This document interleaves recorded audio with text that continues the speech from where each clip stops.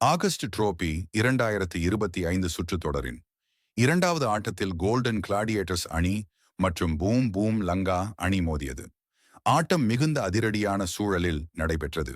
Boom boom Lanka அணியின் துடுப்பாட்ட நாயகனாக விளங்கிய ஃபாசான் அதிரடி பேட்டிங்குடன் அணி வெற்றியின் பக்கம் நகர்த்திக் கொண்டிருந்தார். ஆனால் போட்டியின் மிக முக்கியமான தருணத்தில் நடுவர்களின் தவறால் சர்ச்சை ஏற்பட்டது. ஒரு பந்துவீச்சில் தெளிவாக நோபால் இருந்தும் அதை கவனிக்காத காரணத்தால் ஃபாசன் விக்கெட்டை இழந்தார். இந்த தீர்ப்பு அணியின் வெற்றிக்கான நம்பிக்கையை முறியடித்தது. பூம் பூம் லங்கா அணி முழுமையாக போராடிய போதிலும் அநியாயமான தீர்ப்பால் போட்டியையும் அதனால் தொடரையும் இழந்துவிட்டது. ரசிகர்களும் வீரர்களும் இதனை மிகுந்த வருத்தத்துடன் எதிரொலித்தனர்.